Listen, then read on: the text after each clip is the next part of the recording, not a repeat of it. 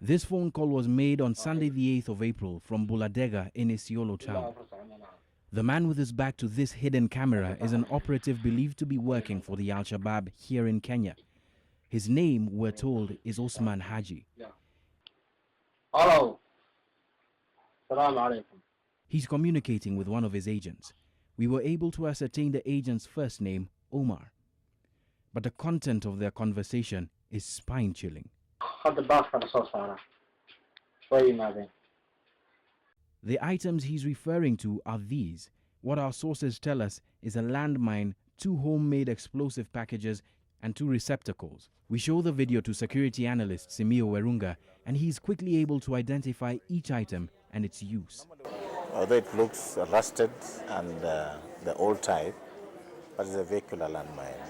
What sort of impact would a vehicular landmine of this size have were it to be exploded?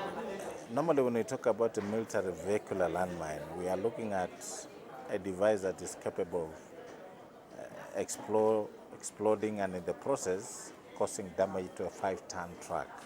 I can see dynamite. This is a dynamite, which is an explosive device. Sometimes it is jelly-like. You can actually form it in the shape you want. Then you use gadgets to explode them up. By itself, it's an explosive. I'm assuming this is a jerrycan, maybe full of fuel or some explosive material. All right, and how about this? That's the gas cylinder. So I'm seeing this is a designed way of maximizing on the effect in the event these 3 materials are used together. Yes. And if they were used with a landmine, that would cause even terrible, because you are looking at a landmine that can destroy a 5-ton truck. Then you have dynamite. I don't know what quantity it is, but I can see there are 5 rolls of bars, plus probably a jerrycan full of fuel or an explosive liquid, plus a gas cylinder. Then you are looking at bringing down a building. At the time of this conversation, the consignment Usman was talking about was already on its way to its destination, Mombasa, transiting through Nairobi on a public bus service that travels daily from Isiolo to Nairobi. Its package number? Number case LLSP 8126. Usman goes on to clarify where the package ought to be headed.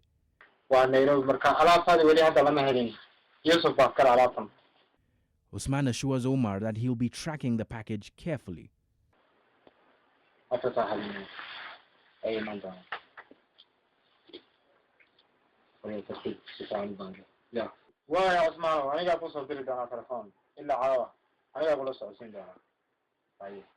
Yusuf, Osman's planned recipient, we were later told, is an Al-Shabaab agent based in Mombasa.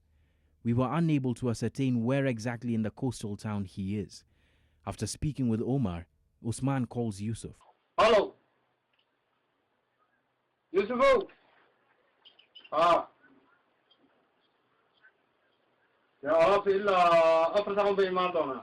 As Usman talks, a colleague of his is busy packing more explosives into this suitcase. This man, our source tells us, is called Mahmoud Ibrahim.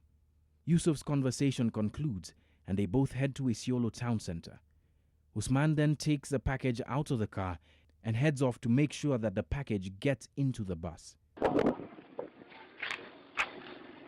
But the bus that the package is being put on is part of a long journey that these explosives have already taken.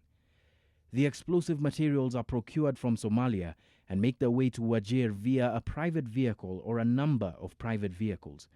From Wajir, a route that operatives call Rogers is taken from Wajir to Gabatula. From Gabatula, they make their way to Kina in Isiolo and then to Maua in Meru County. In Maua, they are transferred into a taxi and head back to Isiolo town. From there, they are taken to a bus station in Isiolo where, disguised as luggage, they make their way to Nairobi. Our source tells us that 12th Street in Isli is usually the terminal destination for the explosives in Nairobi, but from there they can be transferred either by bus or by private means to Mombasa. The route we've just described is not a new one, nor is it private knowledge. On October 23rd last year, NTV ran a story about a similar route that small arms and explosives are transported through. Upon receiving this video, We called police headquarters to inform them of this plan Wednesday and met with police spokesman Eric Kiraithe as well as officers from the anti-terrorism police unit to show them the video. Kiraithe's reaction: we have these damn things outside there now in Mombasa. Yes. The police have since swung into action and their investigations into the locations of these packages are, we are told, at an advanced stage. They have so far arrested 2 individuals in Isiolo who may have deep and direct connections to the planners of these attacks. As they were assembled at the time of the secret recording of this video, they had not been completely put together, and the Al-Shabaab operatives who have these bombs may need a few more implements to make them work. Werunga thinks that this points to a positive development in a war against the Al-Shabaab. This is a sign that the chain of supply is diminishing. So they are not in a position, probably whoever they are, to come up with one component of a device that they can use for maximum effect. However, the fact that these explosives could now be in 2 of Kenya's largest capitals is a wake-up call for vigilance by all. The terror threat remains real, and the enemies are very much within. John Allen Amu, NTV.